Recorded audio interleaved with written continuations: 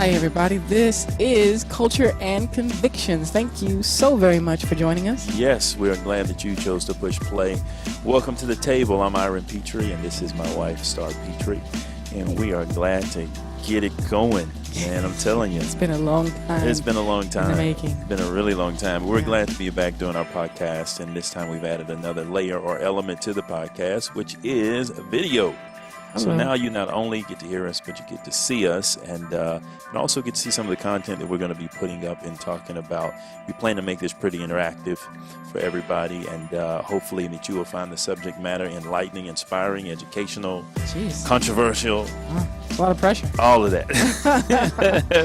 At the end of the day, we're just going to be ourselves. And, you know, this is a medium by which we invite people into conversations that really we have with each other all the time. All the time. About so many different subjects. And we was like, well, why not open it up and let other people listen and get involved? Absolutely. Who wouldn't want to hear it? Yeah, exactly.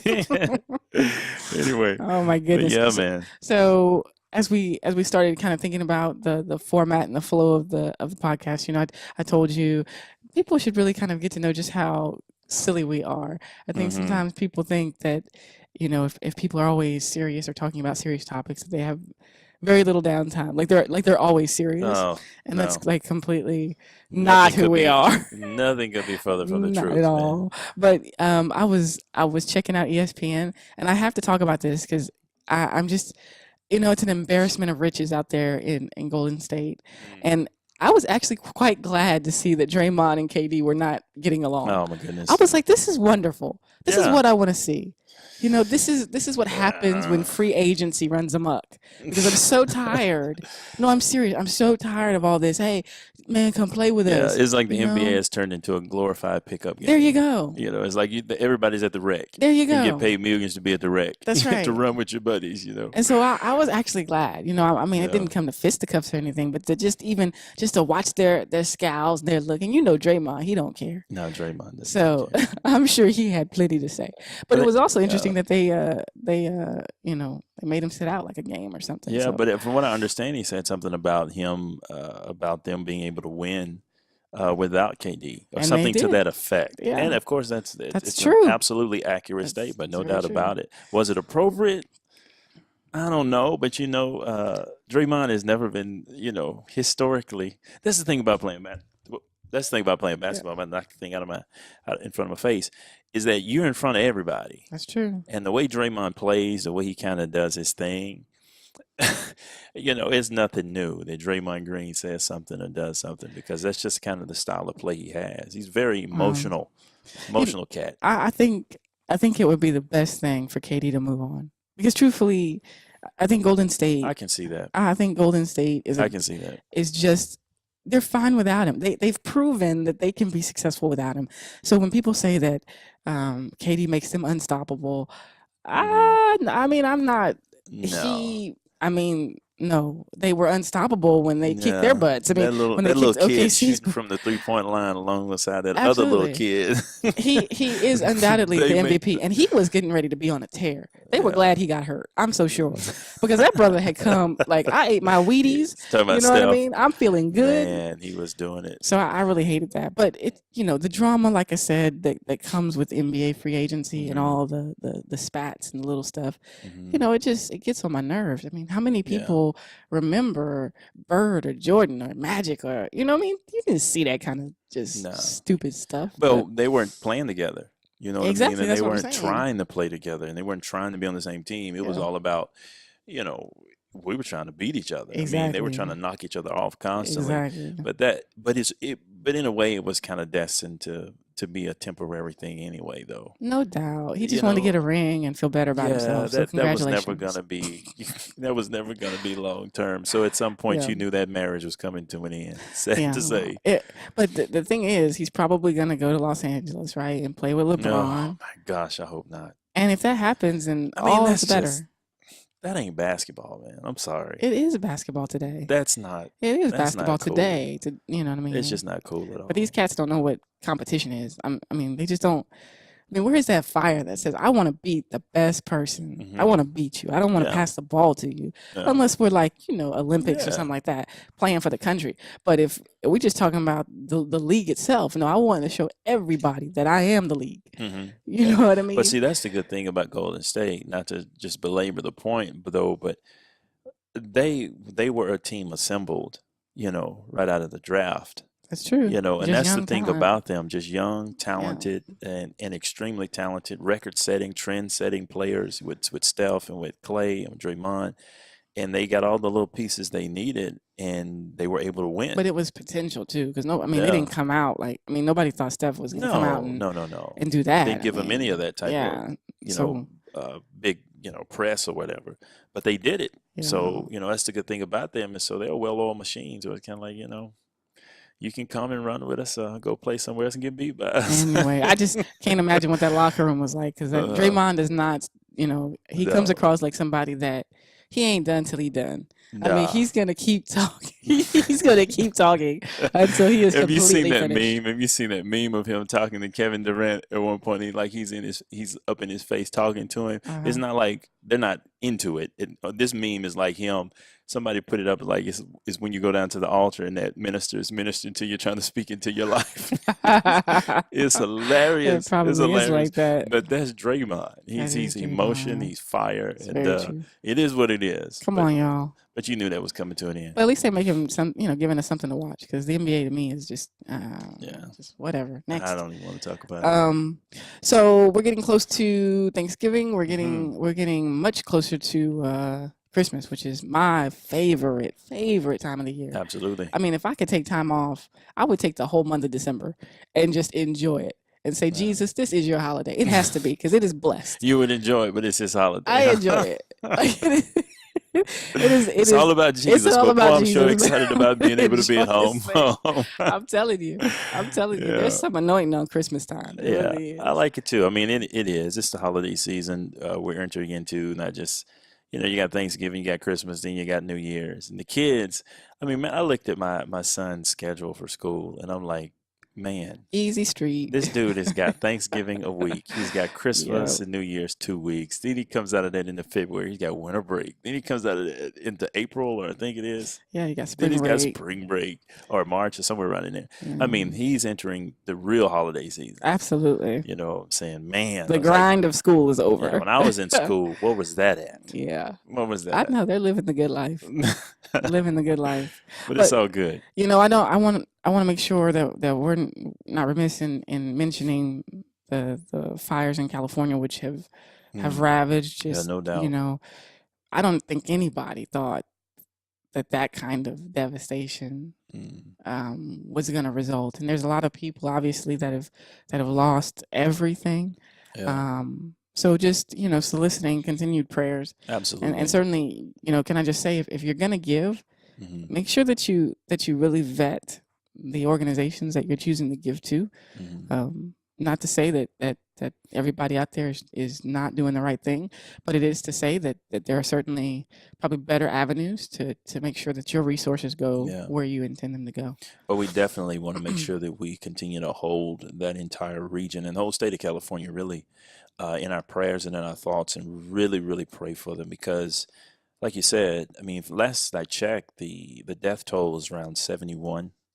They found people in cars and just unimaginable horror, and people have lost everything. I read a story of one particular town being completely wiped out in a day, and these fires were out of control, and so they need our prayers, they need our support, and we need to make sure that we come to their aid in that manner during this time. But there are also stories of faith. Absolutely. Out there. Who was it? It was Brenda. named Brenda Epperson, who was an actress who used to be on a particular daytime soap opera. I forget the soap opera she was on. But she owned a home and a ranch out there, and she believed God, stood on the word of God. And I mean, she's all over Facebook, posting Facebook lives and everything. So you can look her up, Brenda Epperson, and see her story of faith. She was also highlighted on CBN and it is a tremendous story of God's saving grace and power. Amazing. and what happened with her property and her family, and how God really spared them, and how God, I mean, he just shows himself strong when given the Absolutely. opportunities. He always When does. invited, he's always gonna come Absolutely. on But in. yeah, and so that's just a positive in the midst of all of the negative. So Yeah. yeah. But so today's podcast, we're gonna focus on race, Mhm. and part of the reason is it's just been in the news a lot Yeah. lately. I mean, Yeah. it just has been a constant thing that every news cycle has something to do with race. Yeah. And we've been very disconcerted about kind of the conversation as a whole. Mhm. And this podcast gives us kind of the vehicle to say, Yeah. okay, let's talk about this a little differently, or let's Yeah. set a new perspective. I want to start off with the Red Table Talk that Jada Pinkett Smith had done. It was a combination of talking about race, but then also gender, in that how women can come together, Mhm. Black women, white women, and kind of create a conversation that would better, both races. And so I'm going to play that, and then we're going to come back, and Sure. you and I will talk about it, and we'll see what happens after that. This is good. Hi. Hey, Annie. This is great because Annie and I talk about this subject a lot off camera, and I wanted her to be part of this show, and she didn't want to, and now she's ended up being part of it anyway. Hit it, Annie. I think the very first conversation you and I had about it was when we were sitting in the kitchen, and you said, I want to do a show about white women and women of color and how we need to come together and be not just the feminist movement, but the womanist movement, Right, for sure, right? right. And my response to you was, I'm a white woman, and I don't know if I have the tools. Yeah. I don't know what the tools are. And I don't know the how. I don't know the conversations. I don't know how to start the conversations. Because anytime I feel like I want to have a conversation about it, I'm afraid I'm going to offend somebody just by starting to talk. Yeah. I feel like real. I'm going to Yeah, that is say real. the wrong thing. Right. I feel like I'm going to say the wrong thing. That's one of the reasons why I wanted to have this conversation, because we need some tools too. Yeah, I hear a lot of times that white women have privilege and they need to recognize that they have privilege. And I am sure I do. I just don't understand. I haven't had the experience to know when I'm having the privilege. Right. Instead of you having the privilege. Right. I don't understand when that's happening. So when will somebody say to me, you're having a lot of privilege right now, and I need you to understand my experience right now too. And I don't understand the feeling of racism, but I don't know what to do about it. Right. I feel like a lot of times, like trying to be friends or trying to reach out to women of color, sometimes I feel like they don't want to be my friend. Do you feel like that is one of the gaps, is that we can't find that common ground to establish familiarity? I think we don't go out of our way to just include each other. There's a lot between us that we don't understand. So I'm going to stop it there because it's a long conversation. But look, this Red Table Talk has 5.6 million views. Yeah. So obviously people want to talk about this. Oh yeah. And what stood out to me is this idea that she came to the table already like, look, I don't really know how or what, and I need for you to inform me on how I can speak to you. Yeah. I think that's probably not the best way to kick off a conversation, because we're human beings. We're all on the same plane. Yeah. So having a conversation shouldn't require me to have certain tools other than kindness and respect. Yeah. You know what I mean? That should be about it. Well, my thing is, I'm going to ask you this question because I didn't see the whole table talk, so I don't know the extent of how all of that went. But from what I understand, from what I did see, the table talk was speaking specifically to white and black female relationships. Yes.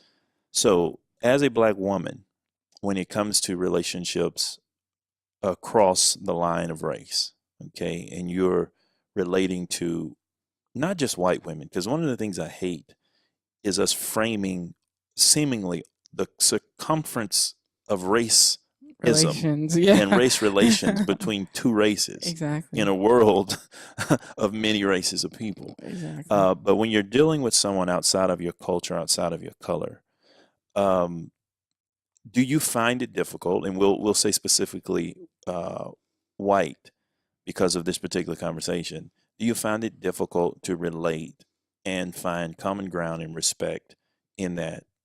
In those relationships, in your experience? Of course, you can No. only speak in your experience. Never. But of course, my parents were military. I grew up on military installations with some of everybody, No. where we were friends. We were hanging out.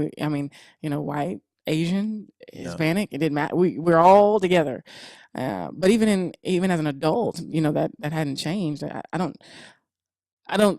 don't think I can say I don't see color. I mean, yeah, I see color. I mean, when I see you, I see your color. Absolutely. That goes without saying. But I think more than anything, the commonality is that can we respect each other? Do we have things in common beyond just our gender or our color?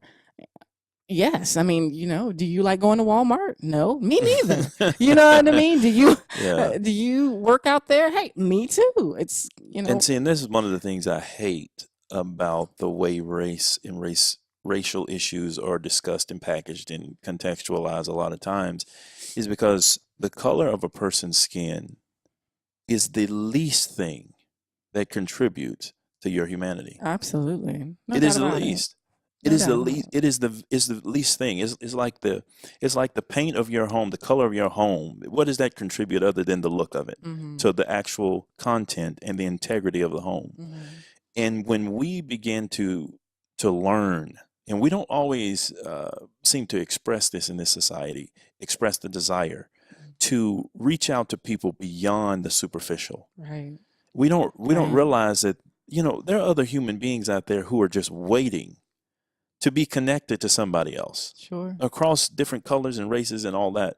And people are not as, we're more alike than we're different. We want more of the same things than we want something different and crazy and out of this world.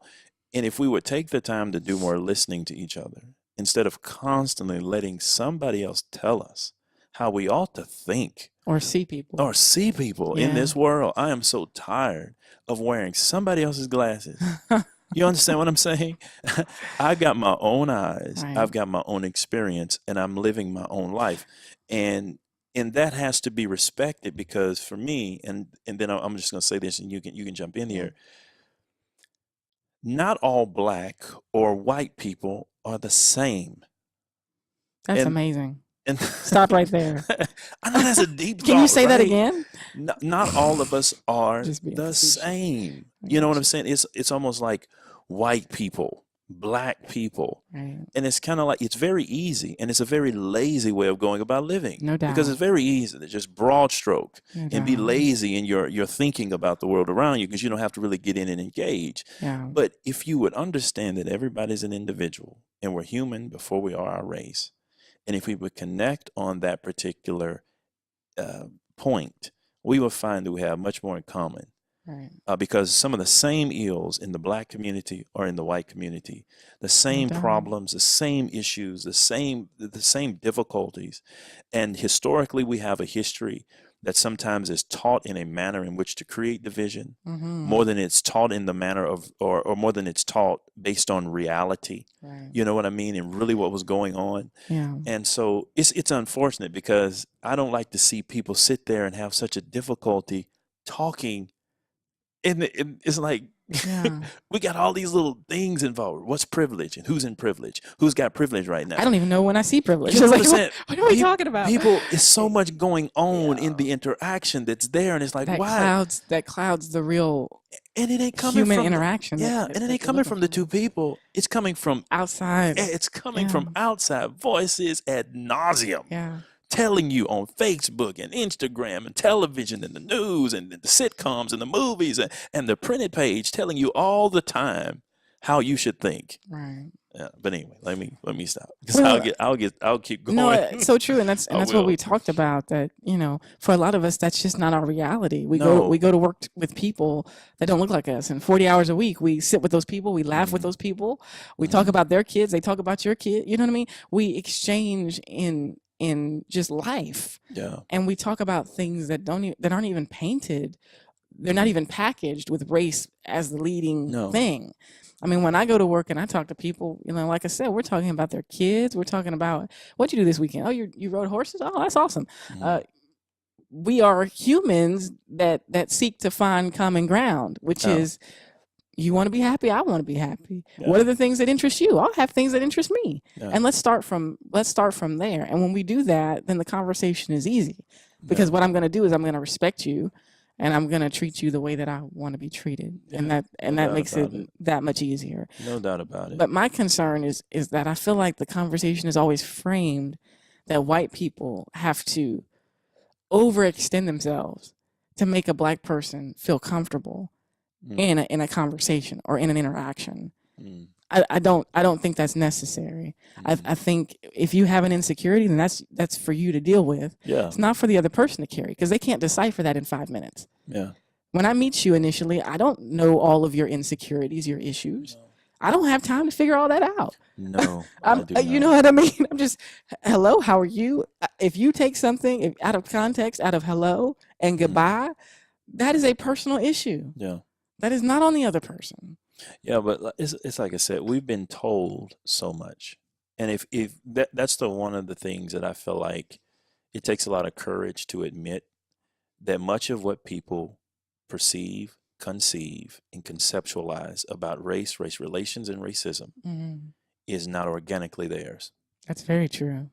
It has been told them. That's very true. It has been shown them. Yes. It has not been, I grew up in a neighborhood and I take my life experience as my Bible for it, so to speak. You know what I mean when I say that, use that expression. It has been, I've grown up and somewhere somebody got hold of you. And somewhere somebody told you how you should feel. That's right. How you should think. That's right. How you should act. What you should expect. What you should look for. What you should be listening for. How you should read between lines, even if there are no lines there. How you've got to, and you create such an artificial heightened awareness of something. Right. That sometimes people live their lives very hesitant. And they can't move forward, not because racism is there, but because they anticipate something based upon the information being inculcated. The straw man is there. The straw man is there. And nobody. Yeah. And that's not to say that racism doesn't exist. That's not to say that there aren't racist people. No there doubt. are. But if your life has been an experience, most people are not willing to be courageous enough to go with their life. Right. They get in a company, they get in a group, they sit down and listen to a red table talk or anything else where they listen to people that they may like or are influential and affluential and so forth and so on. And the next thing you know, their courage is stripped to really just speak up and say, but you know what, I don't, that's not how I've lived. That's not what I've experienced. Right. A black person is afraid to stand up and say, but you know what, I've walked through a whole lot of doors that white people held open for me. Absolutely. White people are hard, have a hard time being able to say, you know what, there have been relationships with black people that have been the most influential and impacting for me in my life, because people have been told they've got to keep this certain level of shield up. Correct. And it's really serving to, I feel like in our day and age, 2018, here we are on the precipice of 2019. It's serving to create a racial tension that to me is not authentic. It's a straw man. It's a shadow boxing. Absolutely. If you would. No doubt about it. But it's real enough to cause us to behave in ways that will create more problems down the road if we don't arrest this and have some mature conversation about it. Well, it's like a story that somebody posted. It was on Facebook or Fox. Somebody put it up there. An elderly white lady was at McDonald's. Yeah. And, she was talking, I guess, to a group of teenagers, and they weren't really, thinking too much about her. And then she approached a guy, a black guy, sitting at a table eating his breakfast. Mhm. Can I sit down? Gentleman said, yeah. They sat down. Next thing you know, they're chatting like they've known each other for years. Mhm. Because the human experience is not altogether so different. Yeah. And most of us, at the very core, we want relationship. No doubt about it. We want to know that there's someone else that I can come to and talk to that can see me and I can see them, and we're okay with that. We can have honest dialogue. And I think part of, and we've talked about this, the issue of race and why it has become so divisive is because it's become so lucrative. Yeah. And as long as money, my goodness, as long as money is involved, people will continue to make race an issue, even when it's not. Yeah. Even when it's not. So, we have a lot of people who've banked their entire careers off of this boogeyman called racism. Mhm. I mean, God forbid racism ever die. I mean, that's not even a want that even they, in all of what they say, don't want that to go away, because that is their lifeline. Oh yeah, no doubt about it. And we've listened to these people. We've amen these people. We've said, oh yeah, that's so true. Yeah. It's not what they say. My challenge to myself, my challenge to people, period, as a Christian man, understanding that I'm created first of all in God's image. Mhm. So I'm dynamically individual, right? So created in his image gives me intrinsic value, right? So before I get into the color of my skin, before I get into my gender, before I get into my socioeconomic status, before I get into any of these other characteristics of my person, Mhm. I have intrinsic value for that reason. My challenge is for people to start living as individuals. And what I mean by that is approach life that way. Yeah. That when I go out into the world, I'm going out into the world with the skills I've developed, the knowledge I've accrued, the abilities I have, the giftings or talents that I may have, Right. going out with the intelligence and the mind I have. And I'm going to go out and I'm going to face whatever color, whatever situation, whatever circumstance, with that set of skill and ability. And I'm going out with that. And I'm going to have my experience be based upon that. I'm not going to go out, first of all, as a black man in white America. Mhm. I'm going to go out as a man in God's image, dynamically individual, with this, and that in my backpack to work with in life. Yeah. And I'm going to work with it. Yeah. And then I'm going to go off of my experience there. Now, should I run into racism, which may be there, no doubt about it, there are racist people in the world, but the question is not whether racism exists, it's whether its existence really is the reason behind me Prohibits not you being from doing able, it. to do what Yeah. I'm after and what my interests are. Absolutely. That's the real question. Right. And so if I face life as an individual, then I'm going to go off of that. I'm not going to let anybody tell me how I'm supposed to think and feel. I'm just not going to do it. What I've noticed is just that in a world or in a society that tries or has made a slippery slope to become more and more godless, that we get away Ain't that the from truth? the things that we said we wanted. There's a reason why when Martin talked about the content of someone's character, there was a righteous wind behind it. Oh, yeah. Because we understood and had a standard for what character was. Yeah. But in today's day and age where you don't have a standard for what character is, when everything is fluid and people don't really know what's good and what's evil, what's appropriate and inappropriate, then you can't really be at home with the content of someone's character. So you get down to the base things, and you define people by things that are inconsequential or subject to change. Your skin color, your class. Those are things that, your class will change. One day you're working at a supermarket and, prayerfully 10, 15 years later, you're a CEO or somewhere, an executive somewhere. So that status changes. Your race is something that you didn't inform, you didn't choose. No. You came out and you were like, okay, I'm black, I'm white, I'm whatever. Yeah. And then of course your gender, once again, is not something that you chose. But in our society, like I said, when we're trying to get so far away from a standard, Yeah. I think everyone shies away from this idea of the content of someone's character, because we don't want to define it. Because in order to define character, you have to get back to who? You have to get back to the Creator, who gave us the standards, who gave us the principles of what makes good character.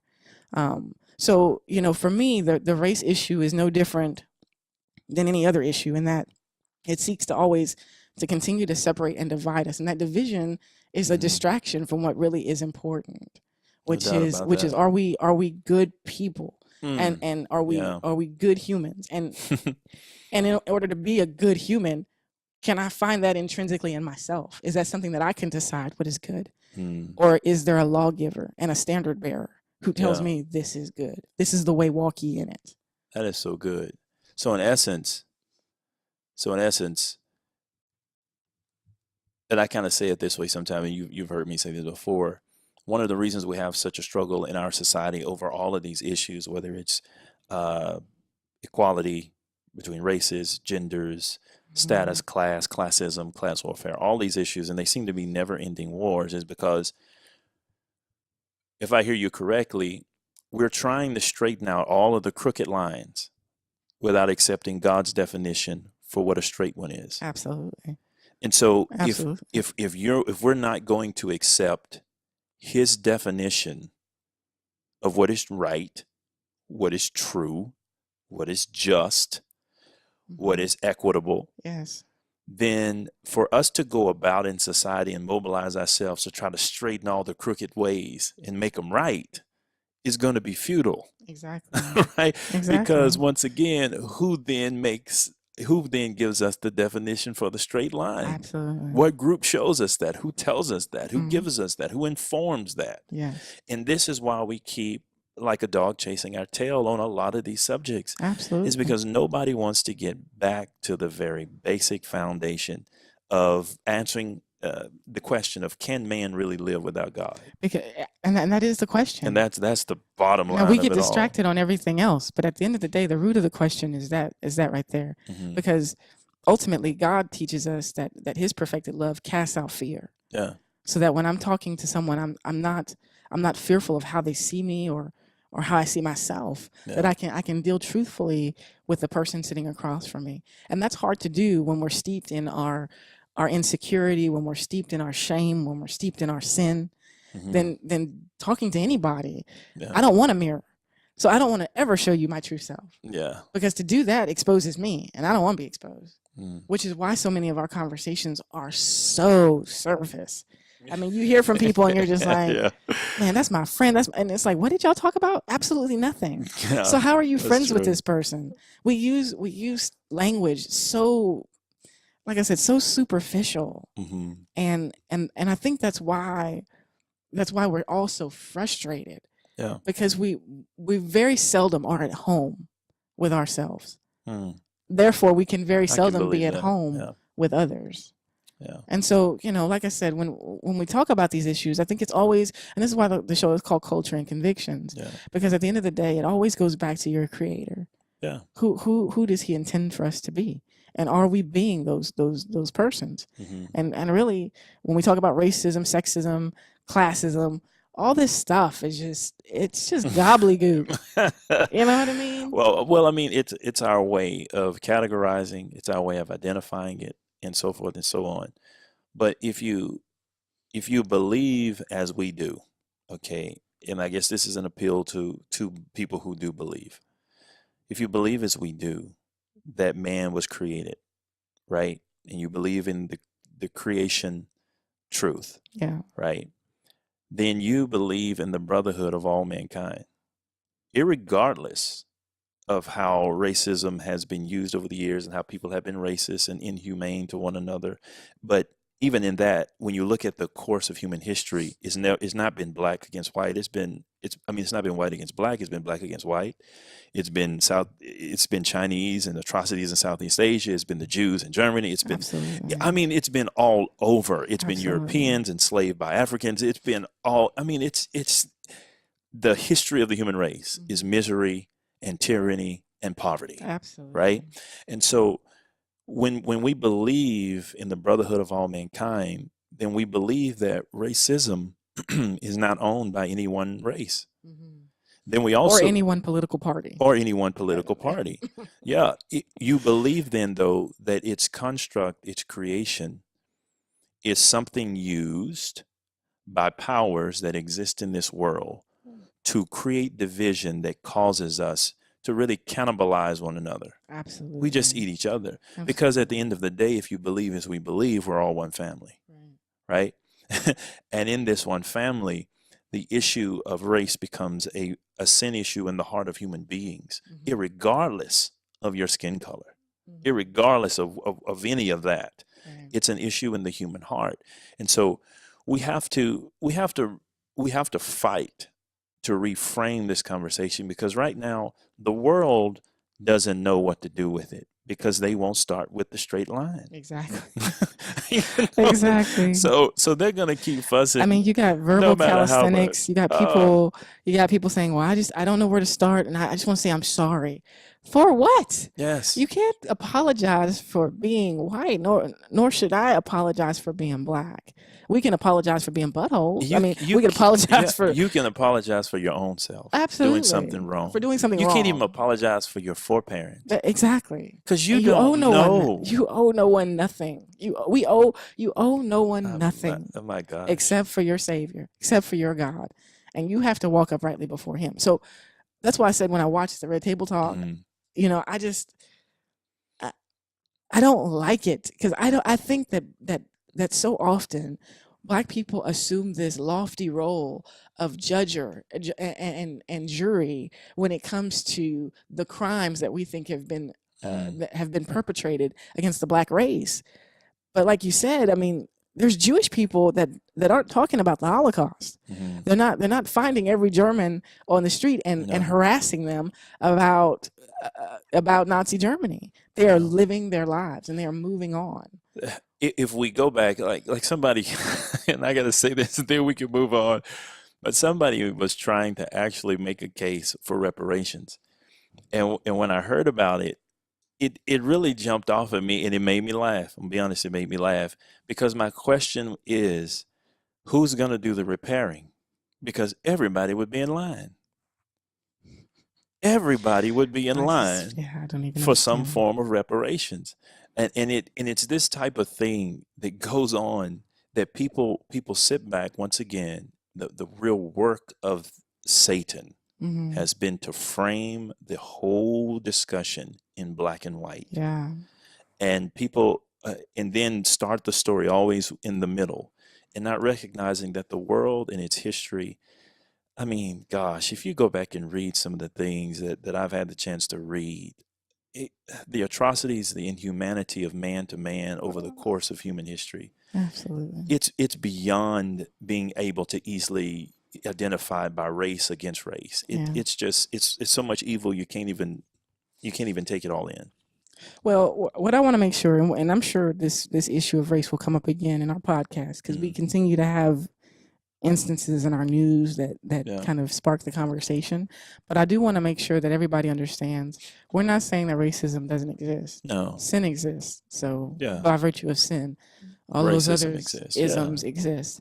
No But what doubt. we are saying is that as individuals, we have to weigh the balance of our offense, our experiences, our judgments and presuppositions about other people. Yeah. And say, what am I lending Yeah. to the situation and the conversation? And for a lot of us, that's not even an issue, right? I mean, we break bread with people that don't look like us. All the time. We hang out with them. We call them on the phone. We text them. We say, "What are you doing?" I mean, so for a lot of us, this is every day. And so that's also what's so disturbing about the media, though, because they portray it like we're all in our own little silos, and We're never the twain shall meet, and it's just not true. It's just not true. And my challenge and my I guess my desire for people is to take upon ourselves the responsibility to not poison someone else's otherwise good experience by putting upon them some ideas about race and race relations that they honestly, just in America, in a place where there are over 300 million moving human beings of different races, colors, creeds, backgrounds, and, someone who otherwise may never, ever experience what you have experienced. Right. So do not poison them with advice that is totally built on your own myopic and narrow experience. Let people live. Now, you can share your experience, of course, but that to me is the responsible thing to do. Right. And not try to make everybody see things your way. But don't Just share it like it's gospel. Like yeah, it like shall it's be this way. absolute. And this is the way, but that's how it's shared a lot of times. Oh, yeah. And if you don't see it Absolutely. that way, then you're a dummy. You're a dimwit.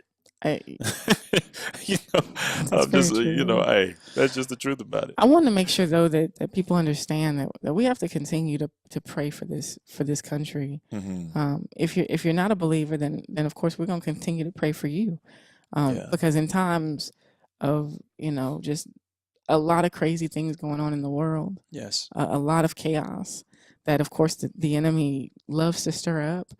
It's very easy that you either are going to cling to the cross, or you're going to try to find something.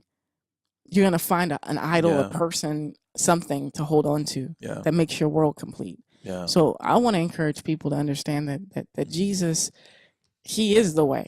And now we're not going to use every podcast to proselytize, but I think it's important that when we have discussions like this, we understand that the only real answer is him. Yeah. He is it. That book is it. Yeah. There's no other place that we can go to find how can we rectify this issue of division in our country. Yeah. And not only the division in our country, but as it pertains to all of the aspects of life that cause us to scratch our heads and we're wondering about, and how can we do this, taking them and through the lens of Scripture, through the lens of Christianity, not trying to, like you said, not trying to proselytize all the time, but trying to say, look, if we say we want answers, if we genuinely want answers, then we put Christ on the table, because everybody's putting everything else on the table as an answer. Right. But it seems as though that our issues that are cropping up in our world today seem to be more than the collective wisdom of natural men to be able to answer and deal with. So we offer what we believe to be the answer. And I don't think that's I think that's the right thing to do. I think it's our podcast. I'm going to do what I want to do. Yeah, exactly. Oh, no doubt. No doubt about that. Hey, we thank you for joining us. We're not gonna belabor the topic lest we tire you out. But we thank you for tuning in. And hey, make sure that you subscribe, make sure that you share. I think we're going to be, our YouTube page is really the focus. Yes. So we would love for you to join us there. But of course, we'll post links all over social media. Anything you can say? That's it. Like, subscribe on our YouTube page. Share this with somebody you think may find our discussion interesting. It's something that they, there are a lot of people out there just like us who talk about these things all the time. And so if you know someone that would benefit from listening to Culture and Convictions, we do invite you to send this link, share it with them, let them know about it. We'll be sharing it on all of our social media sites. And we hope to see you here again. Join us at our table as we talk about the culture and our convictions. So until next time, God bless.